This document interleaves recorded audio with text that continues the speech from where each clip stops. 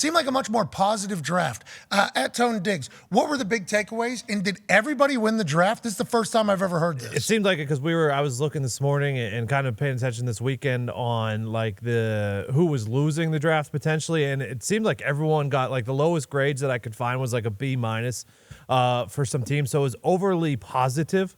The teams that were general consensus A+ grades were the Eagles, who basically got every Georgia Bulldog in the draft. And traded for one who's already in the league in Philly, Devontae Smith from Detroit. Who I think is going to be very good there, but don't say that on the internet because people get very mad at you. Well, people get mad because he wasn't as healthy as he could have been whenever he was on the Detroit Lions. Yep. Now he's going back to Philly, where in Georgia when he was there, the fans actually called him Philly. Yep. Like, go Philly, give the ball to Philly. Exactly. Philly needs the ball. So now he's going back home, and he has some history there. Yeah, I was just going to say, he also killed a guy. So it's kind of Allegedly in Philly. self-defense. No, it was cool. Yeah. Nothing wrong. Yeah, we don't know how that whole thing ended, but he's back home. He's a dog. He's going back home. Your Indianapolis Colts were another consensus A+ team. Hell yeah, Chris Ballard.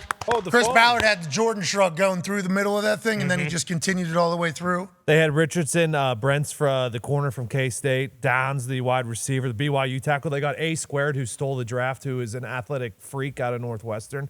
Hell yeah.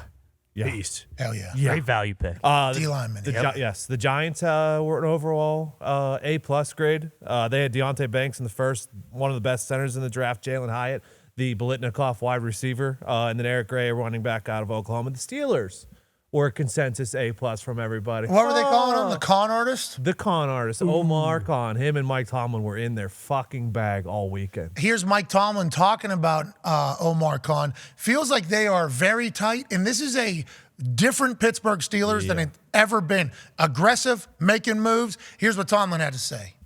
Yeah, what do they call them? The con artists? I like that. I like that. I saw that, man. That's pretty good. It's a cool nickname. I've been called worse. Yeah, I don't know if I have a favorite nickname, but yeah. Yeah, my wife calls me. You should see what she says. But feels like they got a good little team there. Tomlin and Khan get along, and it's almost like the new era, too. Old Colbert, older generation. There for 20 years. Kind of conservative. We're not trading anybody. Yep. We're not paying anybody early. Yep. We're drafting right where we're drafting. We're doing this. Khan and Tomlin seem to be a tag team kind of taking on new initiative. Good for the Rooney family saying, yeah, we're about it. Great, because like they made some offseason signings, moves they wouldn't do before. Like Pat P, I don't think they would have done before. Allen Robinson trading for him. And then in the draft, they got the tackle they wanted. You got Peasy Jr. fucking coming back, which is awesome. Darnell Washington, who slipped to the 4th round. Yeah, it was a really good draft. How about me tweeting when Darnell was available? Feed me Darnell Washington to the Indianapolis Colts. Yeah. He's 6'7". He's not as good of a pass catcher, even though I watch highlights of him catching passes all over the field. Yeah. And they have Brock Bowers down there, who's like allegedly the greatest tight end maybe ever. 101. So Darnell's not going to get as many balls whenever there's so many tight end plays. And he got that Brock guy out there. He's 6'7". He can catch. He can jump. And they call him a road grader. For me as an Indianapolis Colt, I'm like, perfect. Let's fucking. Yeah. That's the guy. We got Anthony Richardson. We got JT. We need him. And then a couple picks later, the Pittsburgh Steelers pick is like, good for you guys. Aren't you just so fucking happy? And I know they say other tight ends are going to be better than Darnell Washington. The motherfucker just wins. Yeah. Like he knows what it takes to win. He has won. He has sat behind a guy. Yes. Being who he is. So he's humble, I would assume, like you would have to be, right. Even coming out of Georgia. Didn't transfer.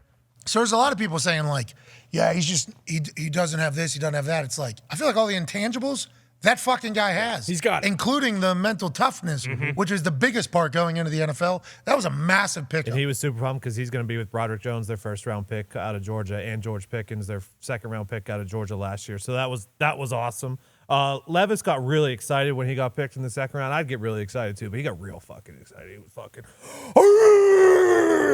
Come on. He did. So? He did. The worst Rightfully night of his so. life. Rightfully so. Packers. We don't know. He's a psychopath. That fucking guy is a psycho. Well, he's playing it cool in the video. Yeah. The video kind of played exactly what Rap kind of was talking about. A little bit. And Rap said, my personal opinion, he's a little intense. He's a little bit of this. He's a little bit of that. That might have been something that kind of turned some people off. I think I like the fact that he's intense. What, is our internet? Is our internet A suck? lot Is of our internet buffering. going down? Are we okay? Let's go. You have no fucking idea how pumped I am. The let's go was okay. The pacing back and forth, like Why? The guy just got drafted. You have no idea how you would act.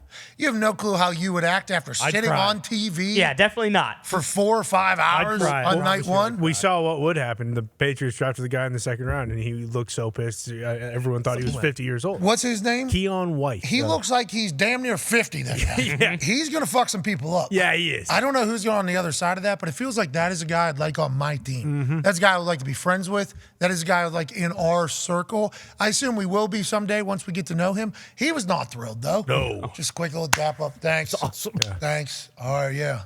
Go to the Patriots. Hey, you happy? Pumped. I'm pissed. See you in a bit.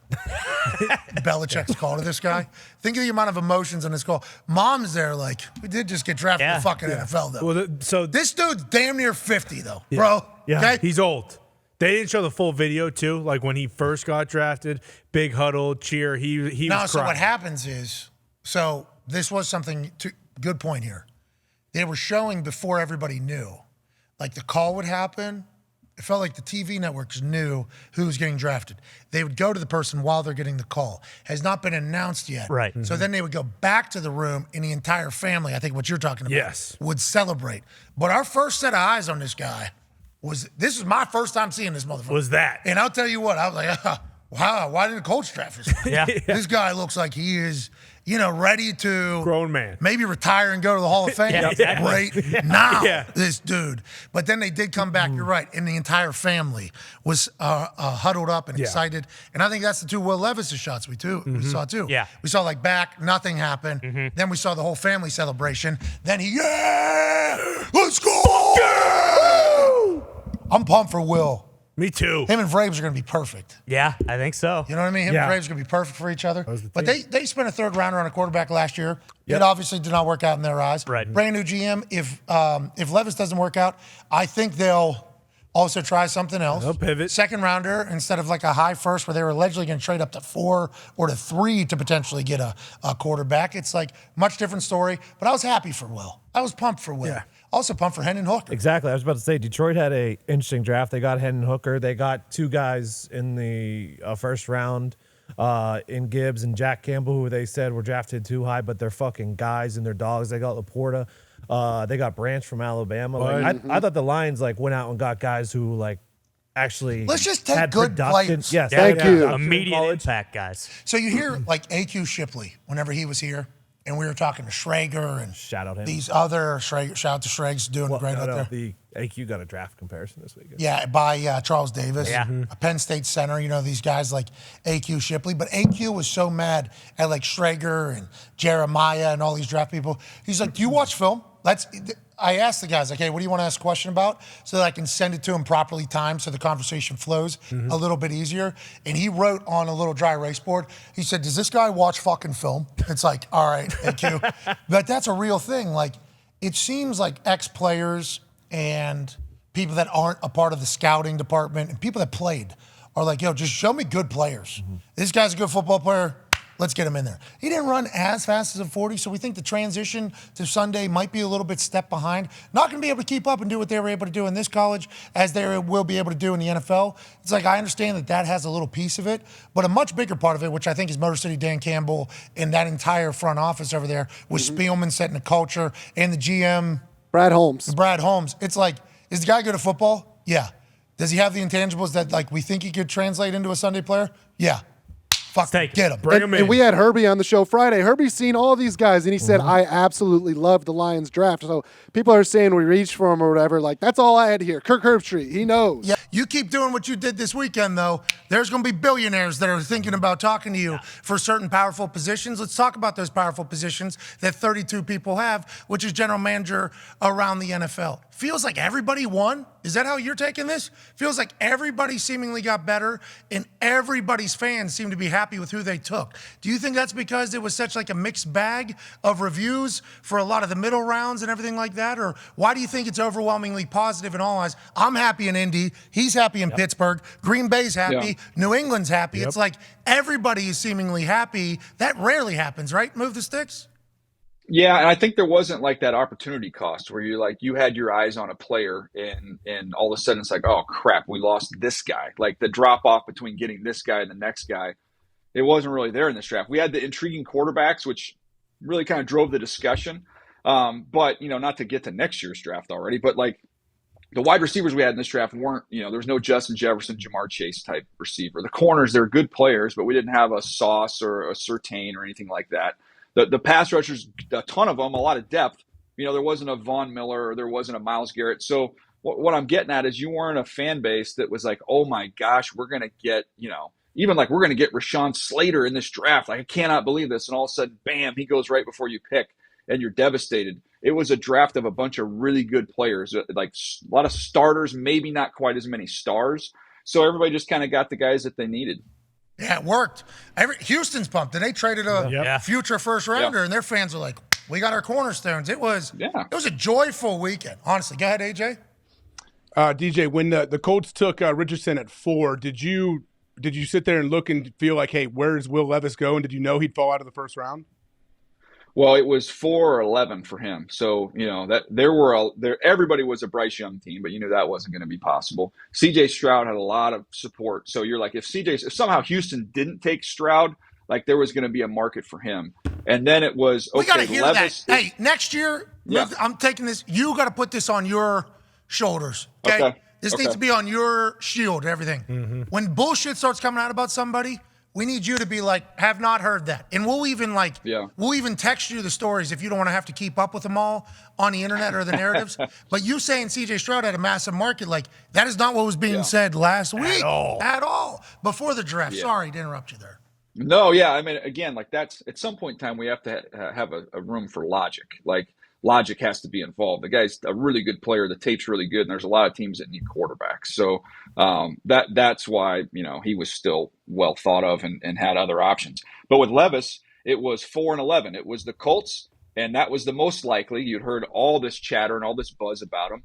I don't know what they even if they talked about it after the fact, but I mean, when I was told that when he went on his visit to Indy and Levis and Shane Steichen played 9 holes of golf, I was like, okay, well, that's kind of a lot of time for your head coach and your quarterback to spend together. Like that seems like that's probably a good sign that there's something going on there. But then, they go Richardson. So once Richardson happened, you're like, all right, he gets to 11. Now it's the Titans. If they don't do it, now I don't know what's going to happen. Now I'm thinking it's got to be somebody trying to get back into the back of 1. And, was told that the Titans did have conversations with a couple teams picking down there, including Kansas City and Buffalo, to come in and take him at the bottom of 1. Those teams liked the options they had. They didn't want to get out. So that led to him going with the 33rd pick. What will Levis do, you think, out on that golf course? He duffed one and just immediately that thing. Threw his bag. I just wonder, like think about the pressure that would. I suck at golf. But I'd be overthinking it. I'd be like, wait, did they want to see if I'm lining this thing up, or am I lining it up too much? How many practice swings do I take here? Because I want to show that I care and I'm prepared, but I don't want to be looked at as I'm overanalyzing anything. I'm not comfortable. Like that'd have been all in my head. Yeah, they just wanted to see if they could hang out with you for 2.5 hours. Yep. Whenever competition's happening. That is 100% why they were doing that. Also try to figure out, Steichen puts one close. Is this guy going to be able to answer? Because you can tell if somebody's shit at golf, like terrible, then you're not expecting anything. Yeah. Kind of good at golf, it's like, okay, here we go. Let's see. I only have one rule with golf though, because I am terrible. But my rule is we all are. You can't be terrible and slow. Like it has to be relative. Like if you're a bad player, we're playing fast. We're going here. What if Will? Oh man, Patrick Cantlay Jr. Bingo. Oh yeah, that'd be tough. They were scheduled to play 18, but they only got 9 in, probably. Yeah, we don't know the whole story. What if they were trying to play 27? 3 different courses? Took 8 hours. Yeah, just line it up. See, I don't know. Think about the pressure that would put Steichen's like, not fucking doing it. No way. No way are we doing that. I don't know who you got to – is that from Steichen saying about the golf? That was my brother. The other time we were doing it, it was a GM. That's just my brother probably wanted to get lunch. Dude, shout out to your brother. Hope you do get lunch because it was a busy week. That's a new piece of information there in our world. That Steichen and Will Levis golfed 9 holes, and then for whatever reason they end up with Anthony Richardson.